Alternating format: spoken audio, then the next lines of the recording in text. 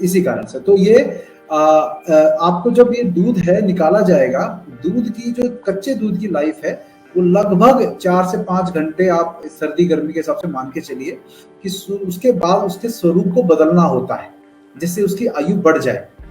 तो आपका जो दूध है वो जब 4 से 5 घंटे आपका कच्चा, जैसे मान लो आपके घर पे डिलीवर होता है दूध, तो उसके बाद उसको उसकी लाइफ 12 घंटे बढ़ाने के लिए उसको गर्म किया जाता है। तो वो गर्म होकर 12 घंटे उसकी आयु बढ़ जाती है दूध की। उसके बाद उस दूध को दोबारा आप ये नहीं कह सकते कि मैं 12 घंटे और गर्म कर लूंगा तो इसकी 12 घंटे और लाइफ बढ़ जाएगी, नहीं, उसको दूसरे रूप में उसको रूपांतरित करना पड़ेगा।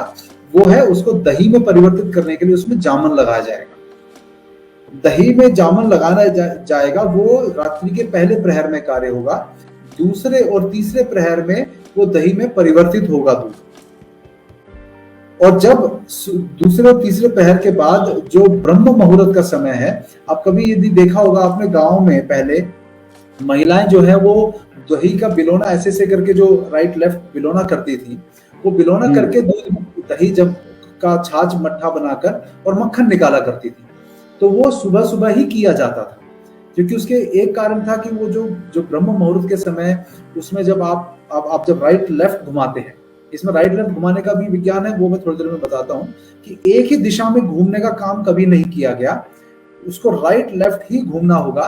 उसके द्वारा जो मक्खन में गुणधर्म आते हैं वो आते हैं। तो मक्खन बना, और जो मक्खन निकल गया तो जो बची है वो छाछ है, जिसको भारत के अलग अलग क्षेत्रों में अलग अलग नामों से बुलाया जाता है, जिसमें जो पानी की मात्रा है उसको बढ़ाते जाएंगे। जैसे जैसे दक्षिण दिशा में आप जाते, दक्षिण के राज्यों की तरफ बढ़ते जाएंगे, आप भारत के दक्षिण तरफ बढ़ते जाएंगे, ये पानी की मात्रा उस छाछ में बढ़ जाती है।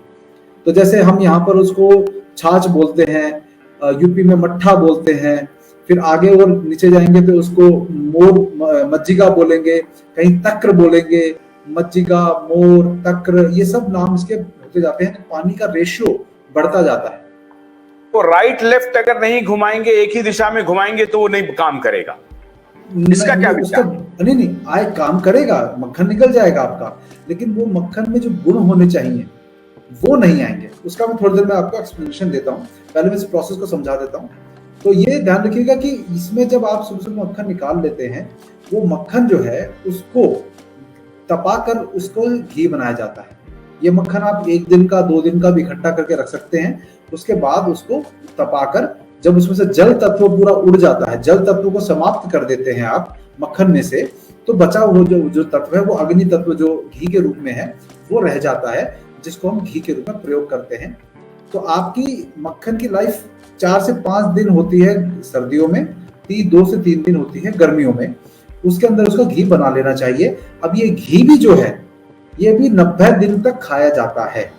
अब ये मत समझिए घी हमेशा कभी भी खाया जाएगा, खाने के लिए घी होता है, वो 90 दिन के अंदर उसका प्रयोग करना है। 90 दिन के बाद आप घी स्थान के उसको 4 महीने कर लीजिए, उसके बाद वो औषधि में कन्वर्ट होने का प्रोसेस शुरू हो जाता है उसका। उसके बाद वो औषधीय प्रयोग में ही लाने के लिए किया जाता है। तो ये इसका एक दोहा है जिसको कहते हैं कि घी नया और अन्न पुराना और कुलवंती नार, तापे पीठ तुरंग की स्वर्ग के लक्षण 4। मतलब ये कहा जाता है कि घी नया खाना चाहिए, अन्न पुराना खाना चाहिए। तो हमारे यहाँ घी अन्न नया कब खाया जाएगा? जब घर में गाय होगी, रोज आप मक्खन बनाएंगे, मक्खन का घी बनाएंगे, तो वो नया घी, जितना नया घी होगा, 1 दिन पुराना होगा और बढ़िया, 2 दिन पुराना होगा उससे कम बढ़िया, जितना दिन वो पुराना होता जाएगा उसका गुण या कहें आप उसका खाने में जो आपको लाभ मिलना चाहिए वो थोड़ा थोड़ा कम होता जाएगा। तो अब ये क्या होगा कि नया घी होगा जब घर में गाय होगी, तो एक तरह से कहा जा रहा है कि घर में गाय होनी चाहिए। दूसरा, पुराना अनाज, पहले 1-2 साल अनाज रखकर खाया जाता था, तो पुराना एज जिसे आज लोग कहते हैं 2 साल का एजड अनाज है, चावल है चाहे गेहूं है, जिससे उसकी गर्मी निकल जाती थी उसकी।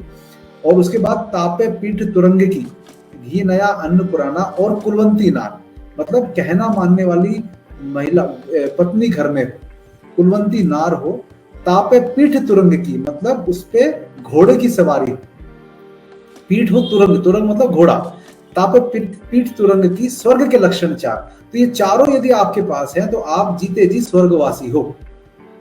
तो ये क्या कहने का अर्थ है तो ये अब आज के समय में घर में गाय रखना संभव नहीं, लोग अनाज पुराना करके नहीं खा रहे, किसी सौभाग्यशाली को ही ऐसी है।